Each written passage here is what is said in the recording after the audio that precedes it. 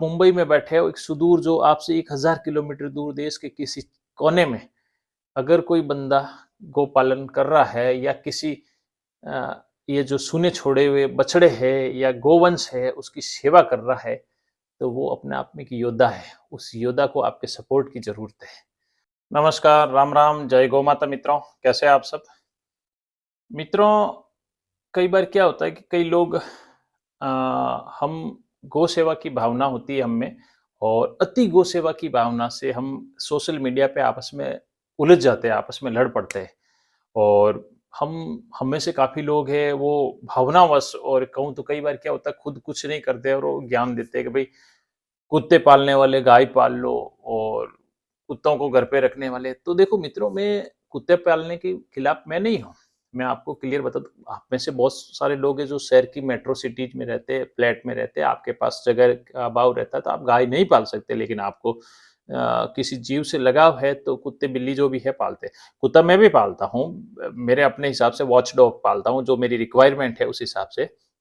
मैं कुत्ता पालने का विरोधी नहीं हूँ, लेकिन जब आप सनातनी है, अपने आप को सनातनी कहते हैं और गाय को गौमाता का हम दर्जा देते हैं, तब कई चीज़ों का मुझे जो पर्सनली और काफ़ी लोगों को दुःख होता है कि आप कुत्ता ज़रूर पालें, आपके आप अलाउ करते हैं कि वो आपके बेड पर आ रहा है, आपका मुँह चाट रहा है, वो आपको मंज़ूर है। लेकिन जब आप देखते हैं कि भई गाय सड़क पे कचरा खा रही है, प्लास्टिक खा रही है, भूखों मर रही है, तब आप ज्ञान झाड़ने लग जाते हैं कि भई ये तो प्लास्टिक, ये देखो किसान गाय को छोड़ रहा है या लोग छोड़ देते हैं, वो मतलब तरह-तरह की बातें होती है।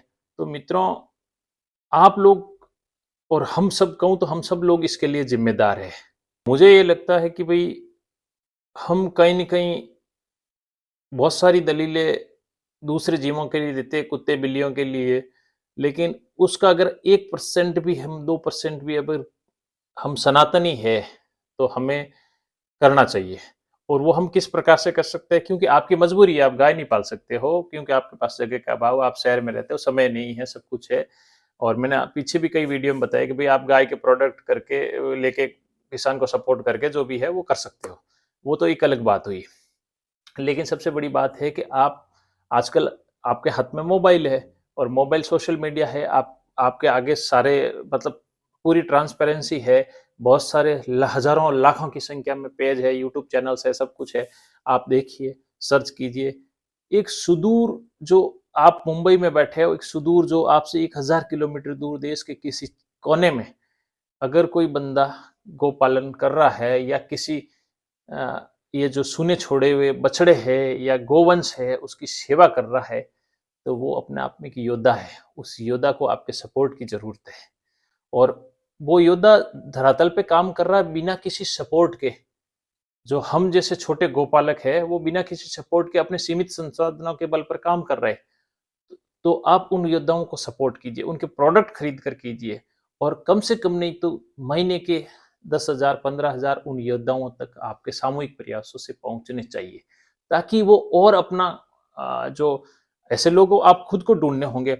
अब ये सीधा ही एक आरोप होता बगैर कुछ किए कि भाई हम पैसे दे तो आजकल गौशाला चलाने वाले वो चंदे के नाम पर खा जाते। बिल्कुल होता है, ऐसा करप्शन भी होता है, लेकिन करप्शन को बढ़ावा देने वाले हम लोग ही हैं। तो हमें अपने विवेक से ये सोचना होगा कि कौन सा बंदा वास्तव में धरातल पर अच्छा काम कर रहा है। तो अगर आपको लगे कि भाई ठीक है, ऑनलाइन आप किसी पे भरोसा नहीं कर रहे हो कि ये बंदा जैसे वीडियो बना के डाल रहा है उसका काम हो सकता है, आपको फिर भी डाउटफुल है, आप अपने आप से प्रश्न करते हो कि भाई ये हो सकता है खाली दिखावे के लिए वीडियो डाल रहा हो, कुछ अलग कर रहा हो, पैसे खा रहा हो, मज़े कर रहा हो, वो अलग। तो आप उसको मत दें, कोई दिक्कत नहीं। लेकिन अपने आस-पास में भी हर बंदे में, चाहे मेट्रो शहर में भी, बड़े शहरों में भी क्यों नहीं रहता हूँ, लेकिन कहीं न कहीं आप ढूँढेंगे तो आपके आस-पास उसी शहर में या शहर के 50-60 किलोमीटर की परिधि के अंदर ऐसी कोई गौशाला मिल जाएगी जो वास्तव में जीवों की सेवा करे, जो गौ माताओं की सेवा करे, उसको सपोर्ट करें। आप जाके देखें।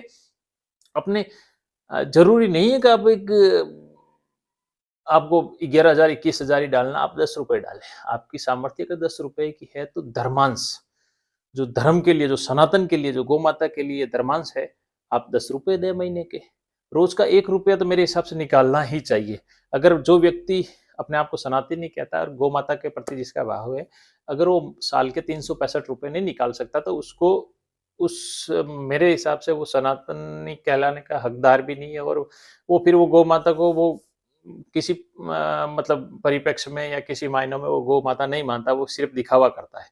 तो कम से कम चाहे कितना भी गरीब व्यक्ति होगा, हाँ, अगर आपके पास पैसा अच्छा खासा है, आपने भगवान ने आपको सामर्थ्य दी है, आपकी आर्थिक क्षमता है, तो आप और ज़्यादा मदद करें, कहीं पे भी करें, अलग-अलग जगहों पे करें, वो आपकी जो भावना है उस पे ऊपर निर्भर करता है। लेकिन कम से कम नहीं तो इतनी मदद तो हम सबको करनी ही चाहिए। और सबसे बड़ी बात है कि जो सुदूर गाँव में आपके शहर से बैठा है एक योद्धा, जो गौमाताओं को बचाने के लिए प्रयास कर रहा है, जो बछड़ों की सेवा कर रहा है, जो सूनी गायों को जो राह चलते हुए जो लोग छोड़ देते हैं, उसमें भी हमारी गलती है। उन जो योद्धाओं को है, जो गो योद्धा है, उनको आप सपोर्ट करें। हाँ, उसके लिए आपको कुछ हो सकता है आपके साथ अ, कई बार कोई व्यक्ति काम कर रहा हो और आपसे पैसा लेके वो 5-10,000 15,000 चीटिंग हो सकती है आपके साथ, खा जाता है, लेकिन उसको भूले। आप जब तक आपको ठोकर नहीं लगेगी तो आप सँभलेंगे कैसे? मेरा ऐसा मानना है। तो क्या अगर आपका किसी ने अगर एक बार अगर ₹500 आपने चंदा दिया और वो उस अपने मज़े के लिए खा लिया और आपको पता चल गया कि यार मैंने चंदा दिया तो वो गलत कुमानस के पास चला गया, तो इससे क्या आप वो गोमाता के प्रति एक सनातनी होने के नाते अपनी भावना छोड़ देंगे? मदद करना छोड़ देंगे क्या? नहीं छोड़ेंगे।